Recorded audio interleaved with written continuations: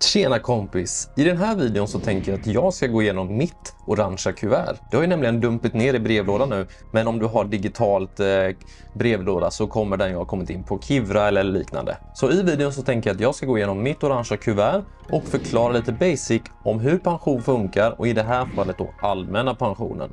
Jag kommer gå igenom de olika grejerna som vi ser i det här årsbeskedet och förklara vad de betyder.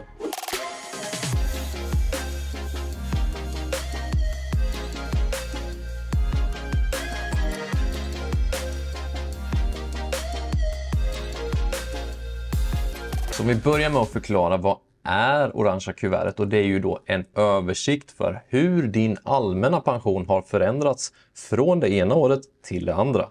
Man brukar rita upp pensionen med en pensionspyramid där vi har 3 stycken delar. I botten har vi den allmänna pensionen som betalas in genom skatten du betalar på din lön. Sen så har vi del nummer 2, vilket är tjänstepensionen. Det är alltså den pension som din arbetsgivare betalar in när du jobbar på ett jobb som erbjuder tjänstepension. Den tredje och lilla delen i toppen på pyramiden, det är den privata pensionen som visar upp då hur mycket du själv har sparat privat. Så det är upp till dig om du gör det faktiskt till pensionen. Så i den här videon så kommer vi gå igenom orangea kuvertet, och det betyder då den allmänna pensionen som jag har betalat in på skatten på min lön. Om vi börjar i toppen så ser vi här värde 2021 1231. Det betyder alltså hur mycket pengar jag hade på mina konton vid förra årsskiftet, alltså sista december 2021. 174 812 kronor hade jag i inkomstpension. I premiepension så hade jag 43 152 kronor. Och raden nedanför så ser vi beslutad pensionsrätt för 2021, vilket betyder de pengar som jag har tjänat in till den allmänna pensionen under det senast deklarerade inkomståret. Och här ser vi 64 016 kronor för inkomstpensionen och 10 002 kronor till premiepensionen. Så de här pengarna som vi ser här nu i det här orangea kuvertet, det handlar ju alltså om pengar då som jag har tjänat in under 2021. För det är de som har deklarerats under 2022. 2022 är ju inte klart än som det är just nu, utan det deklarerar vi ju nu under våren 2023. Nästa post, vilket är arvsvinst från avlidnas pensionskonton. Och här ser vi 73 kronor till min inkomstpension och 8 kronor till min premiepension. Det betyder ju att de som har gått bort, deras pension fördelas ut till oss. Jag tror det är de som är i samma åldersgrupp, så får man ta del av dem då. Administration och fondavgift, ja, det här är ju vad det kostar att ha pensionen där. 81 kronor ser vi har dragits där på inkomstpensionen och 19 kronor på premiepensionen. Och premiepensionen kan du ju styra lite över beroende på vilka avgifter du har på dina fonder i premiepensionen. Går vi till nästa post så ser vi värdeförändring, och där ser vi en ökning på 10 998 kronor i min inkomstpension och minus 11 380 kronor i min premiepension. Och det här betyder då att inkomstpensionen, den kommer ju bara öka, och den kommer ju också justeras upp baserat på hur inkomstutvecklingen i Sverige ser ut. Så där får vi en liten skjuts i med inflation och så vidare.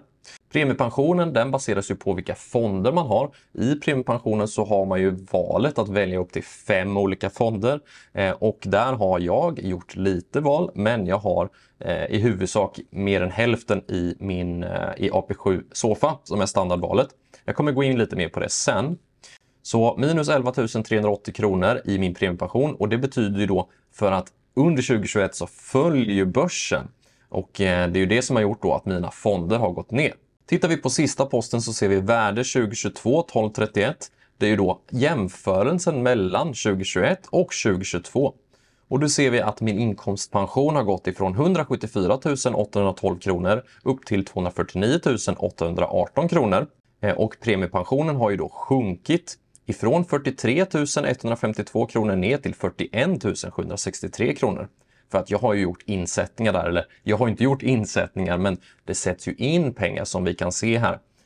För om vi jämför då så ser vi ju att pengarna i kronor mätt har bara gått ner drygt 2000 från förra året, men det är ju då fonderna som har tappat lite i värde plus mina insättningar, så där har det ju inte gått ner så mycket. Så totalsumma intjänad allmän pension 291 581 kronor. Så kollar vi här nu på sida 2, beslut om dina pensionsrätter, så är det ju så att vi har inkomstpension och vi har premiepension.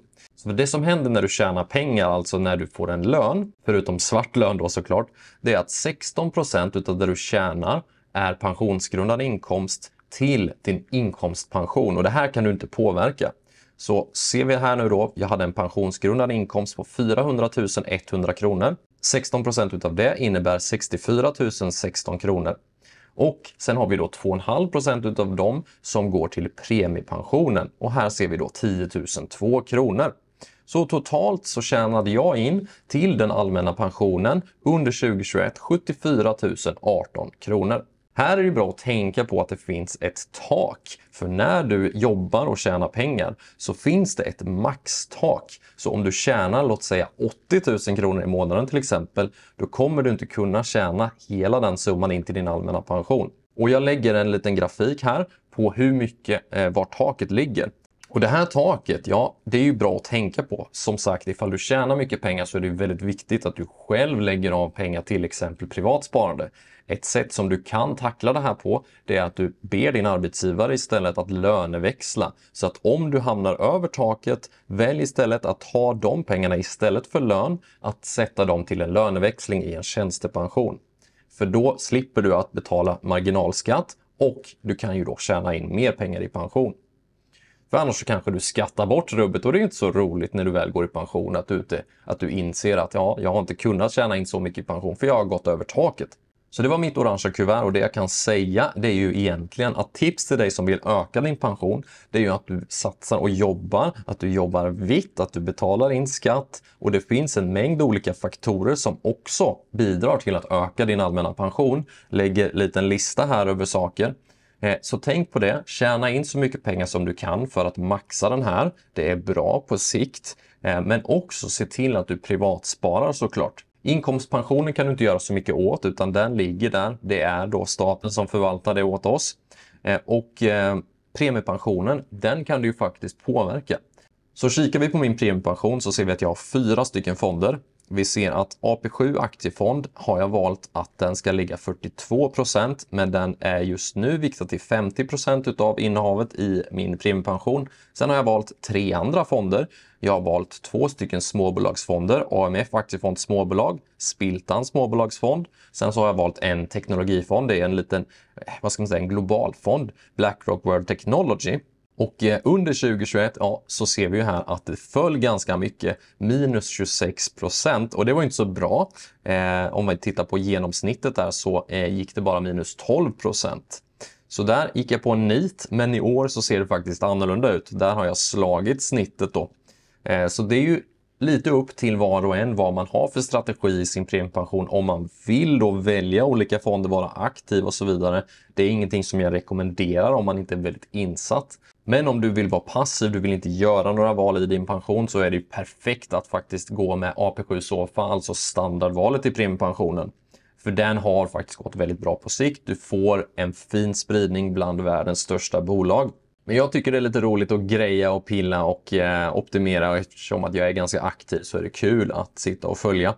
Så ja, har du gjort några aktiva val i din premiepension eller liknande, så skriv gärna en kommentar nedanför och berätta gärna hur det gick för dig i ditt orangea kuvert. Vad känner du själv? Jag själv känner väl att man kanske inte ska riktigt lita på de här prognoserna, för vi vet inte hur det ser ut. Jag börjar närma mig 30-strecket här nu, och man har ju ingen aning om hur länge man kommer få jobba.